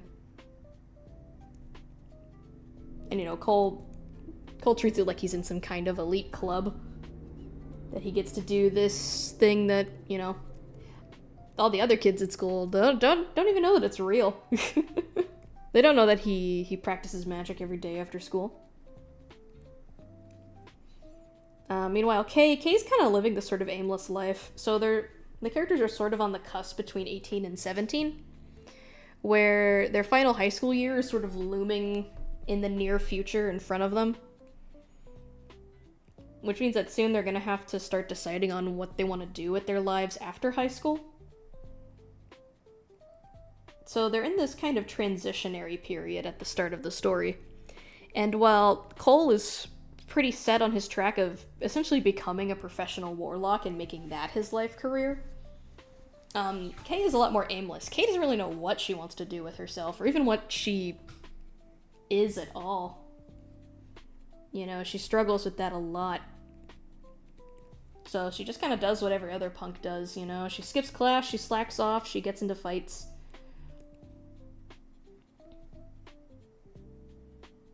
And since they don't go to the same school, you know, it's not like they're encountering each other on a daily basis. But what winds up happening is, one way or another, Kay ends up stumbling across Cole, getting up to his magical shenanigans. She doesn't know what's going on, though, so she thinks he's, like, in danger. In some way, shape, or form. And she ends up getting herself involved in whatever magical thing that Cole's dealing with, and it results in her getting hit with the lycanthropy curse and turning into a werewolf. So now Cole is kind of stuck with her, because he's the only one in this situation that can help her. So he kind of ends up having to take responsibility for her and introducing her to this new world of the supernatural and magic and all that jazz.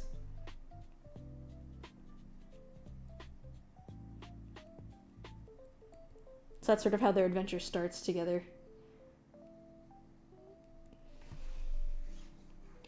And Kay's entire journey through the story is gonna be about trying to figure out who she is, and that's kind of what the lycanthropy ends up turning into an abstract metaphor for.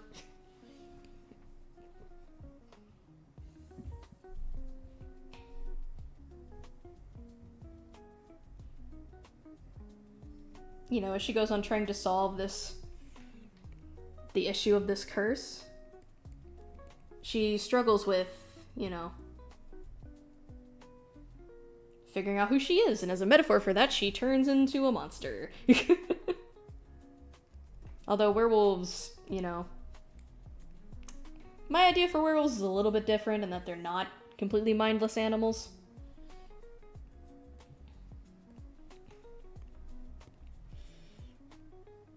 To go into the lore a little bit, because I don't know if I'll ever actually do anything with this story concept. But within the lore that I have imagined,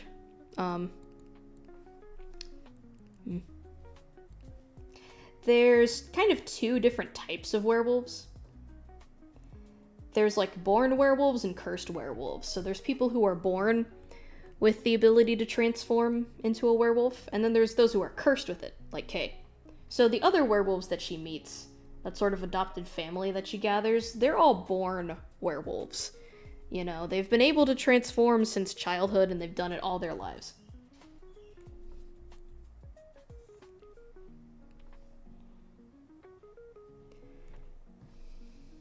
So already, that's like a lot different from what Kay has experienced.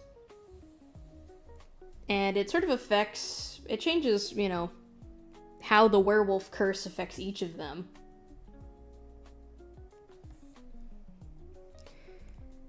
Because basically the born werewolves, they don't completely lose their minds under the full moon.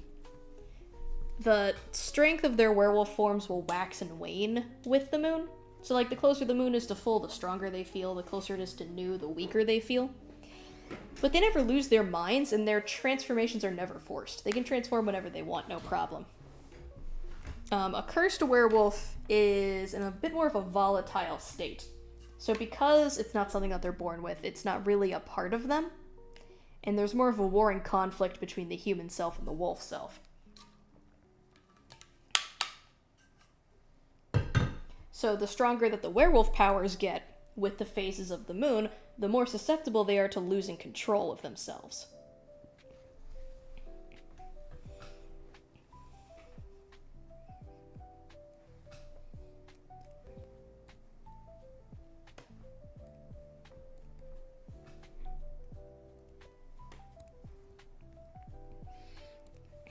So Kay, very early on in the story, has to deal with trying to control some very animalistic behaviors that this new werewolf form brings out in her. But over time, she eventually, and with the help of the family, she works on mastering her shape-shifting and getting a better control of herself. It's never as perfect as the born werewolves, and she'll always be forced to transform under the full moon. The power's just too strong for her to really contain like that. But she doesn't completely lose herself. You know, she works up to being able to restrain herself even while she's in a more animalistic wolf form.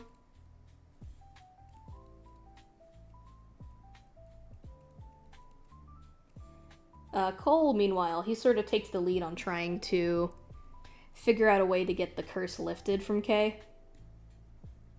Which is difficult because there's really not a lot of information recorded on werewolf curses. A lot of the interactions with werewolves was, you know, shoot first, ask questions later.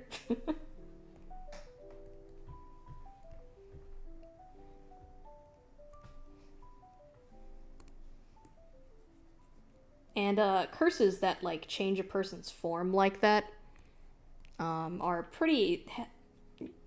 They're basically outlawed within polite magic society. You know, that's the kind of shit that people only pull out if they're like just really, really nasty individuals. Of course, there's still some things about the story I haven't worked out, such as, like, you know, how did Kay get cursed? Why did Kay get cursed? Who cursed her in the first place? What's the resolution of this cursed plotline even going to be? Which, I mean, just on a surface level assessment, I think it's probably going to be something like, you know, Kay keeps the werewolf powers. She makes them a more, she makes them an accepted part of herself, and that sort of symbolizes her coming to understand who she is as a person and what she wants to do with herself. Especially since the abilities sort of allow her to become a protector in the way that she's always sort of instinctively wanted to be. So while at first I think she's obviously pretty freaked out at first, you know, becoming a werewolf, I think she really comes to enjoy it. She really embraces this new monstrous shift in herself. Quote-unquote monstrous.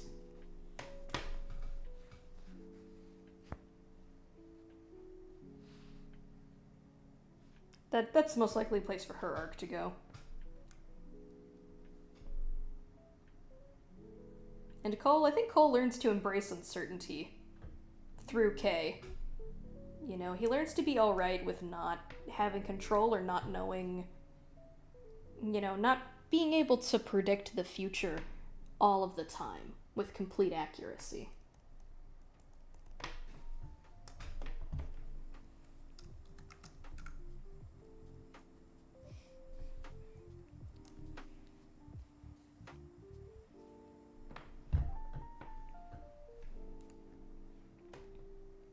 I feel like it's missing something.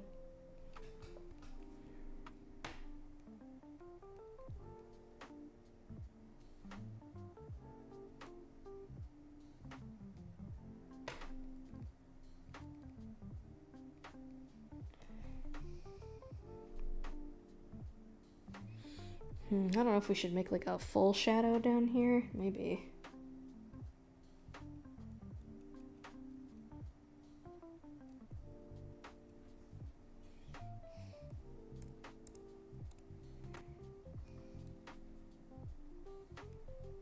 Yeah, it looks a little better. Alright. Alright, can't forget the overlay layer.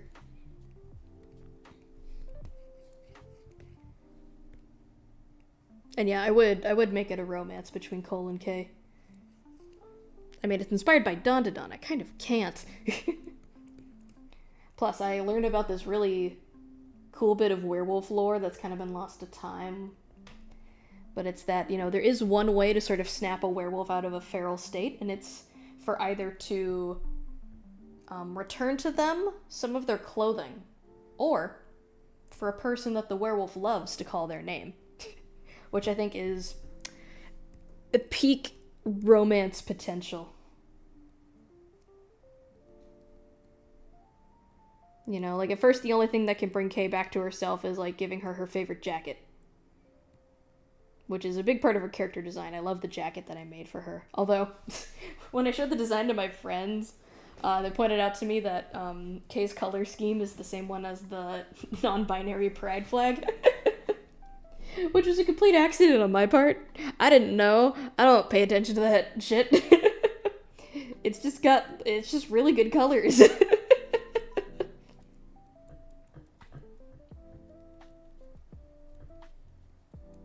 So, you know, it just became kind of a joke. Which, you know, Kay's not non-binary. After they said that, I did think about, you know, changing her identity to that for a little bit, but I mean, my original conceit for this character was that I wanted to write a female monster specifically. And I thought, well, if I change her identity from being a cis woman, that kind of, I don't know, that kind of changes the whole premise again.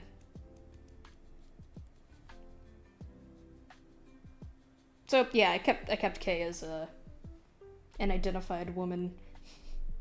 She just has a pride-colored jacket on.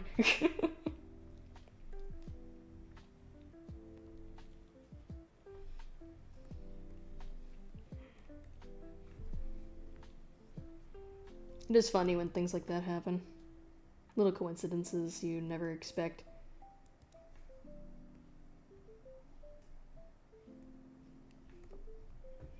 That's also what they mean when they say, you know,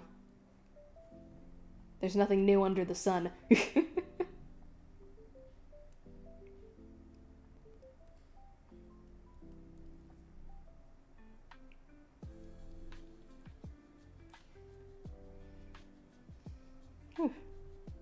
Alright, if I finish this one before 5, I think I might call it a day there.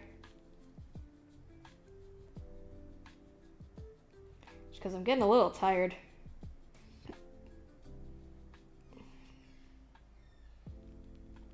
And hungry.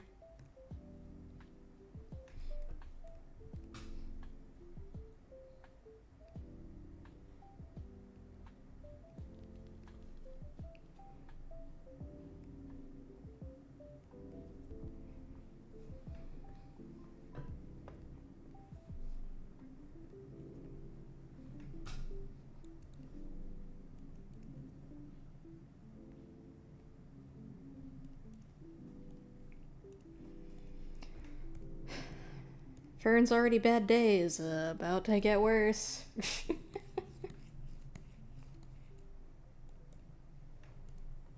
Sorry, girl, that's the nature of the story. If we don't have conflict, we got nothing.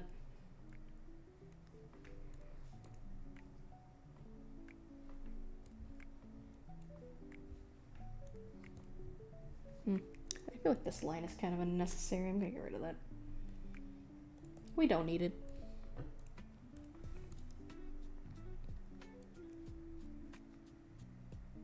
This is definitely a better playlist. I like these vibes.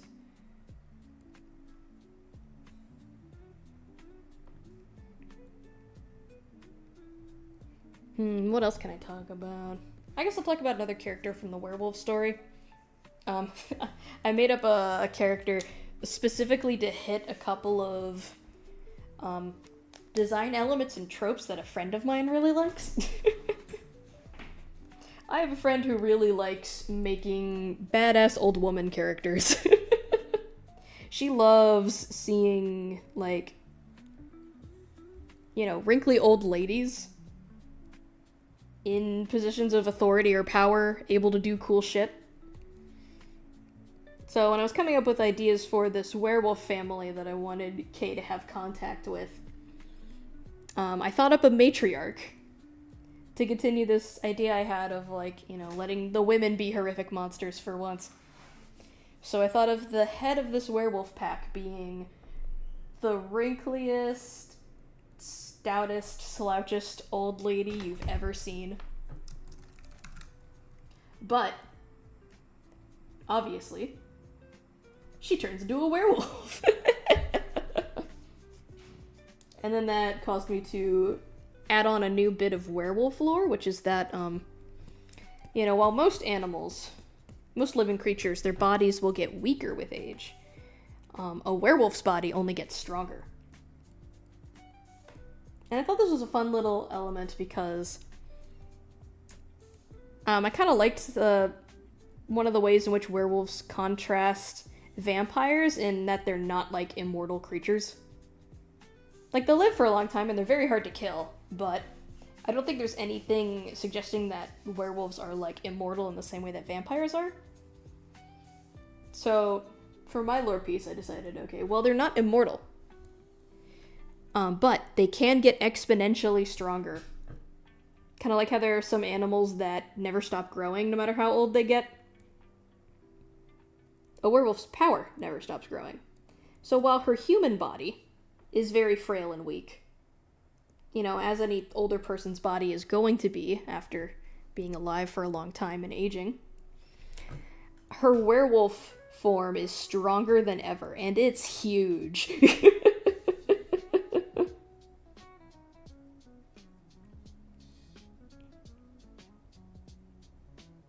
The name I came up with for the character was Granny Nona, which at first was just kind of a placeholder name because I didn't have anything else, but I've actually come around to really like it because it's actually grandma twice. It's granny, and then Nona is also a word used in some cultures for grandma.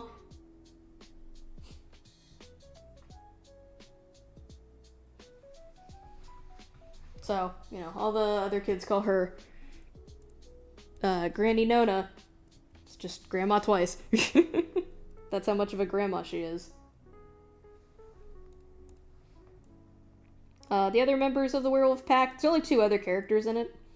It's this pair of boys. One's slightly older than Kay, one's slightly younger. And, you know, they're kind of rough and tumble meatheads.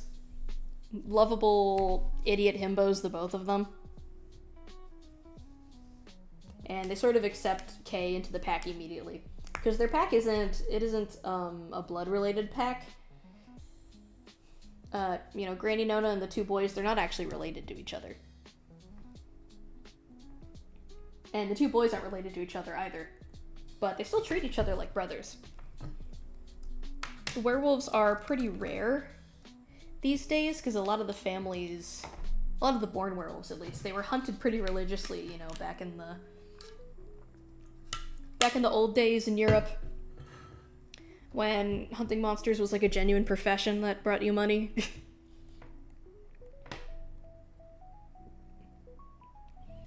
And, you know, occasionally today they still get hunted. That's sort of the situation that they come from. All of their family members have either died off or been hunted by something.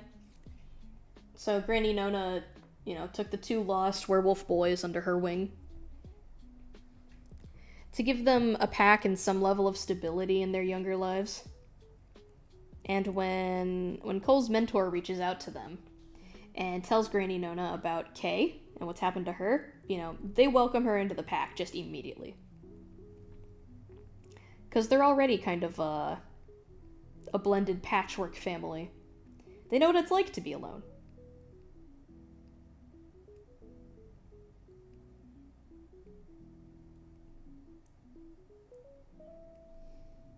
And, you know, Granny Nona's not going to turn down a werewolf in need, especially not a young one.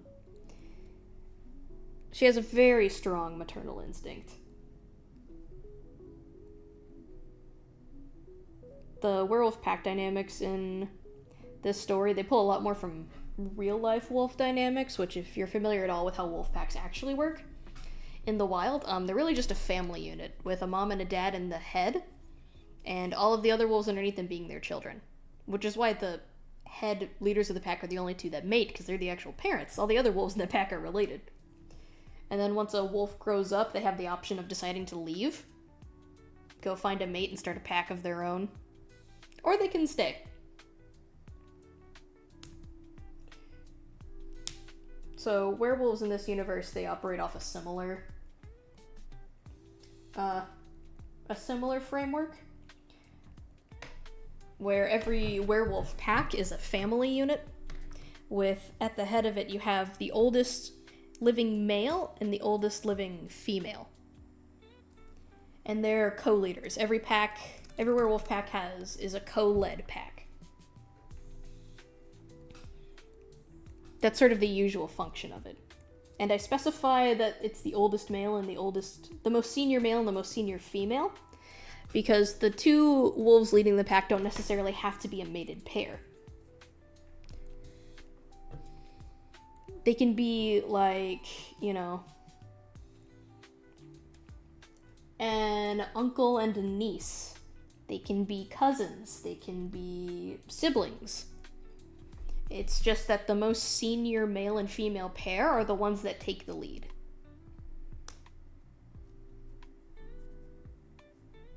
And the wolves underneath them are either made up of other relatives or displaced werewolves that have chosen to join the pack. And because the pack that Kay is now a part of is so small, they only really have Granny Nona as their leader, since the two boys are really too young to step into that leadership role. But the older brother werewolf character, once he comes of age, then he could step into that role and assist Granny Nona in leading the pack. Although he doesn't really need to, because their pack is so small, it can kind of make do with just one leader. So they've had to take on some kind of atypical dynamics just because of the unique situation that they're in. But normally that's how a werewolf pack would be structured. And an individual can choose to leave or enter a pack at any time. You know, if they want to disperse and go somewhere else, they're free to do that. And if someone wants to join, they just have to get approval from the pack leaders in order to become part of the pack. Usually when that happens, the werewolf will change their last name once they join a new pack.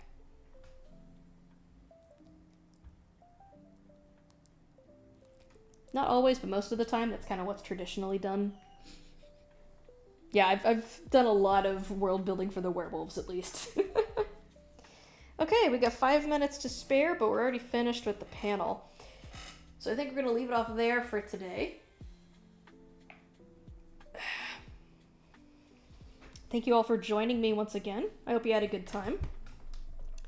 If you want to see me again later this week, once again, I'm streaming on Saturday. We're doing Okami on my YouTube channel. Those are public videos, so you can just subscribe to the YouTube channel, Drawn by Kim. You'll get notifications for that. Monster Hunter Wilds is coming out, and I do have my streamer friend that I like to play that with, although we haven't scheduled anything to do it quite yet. So I don't think I'll stream Wilds on my own, but if I do jump on Twitch with my other friend, I'll be sure to send out a notification through the YouTube channel that's where I'll be. So, you know, if you want to come see me there, once again, subscribe to get those updates. I know, but thank you again for joining me for another week of behind the scenes drawing. I hope everyone's enjoying getting to watch me make the comic in real time and hearing me yap about the stuff that I'm into. I plan to see you guys next Monday. Don't know if job stuff is gonna end up changing that, but if it is, I'll be sure to let you know. Bye!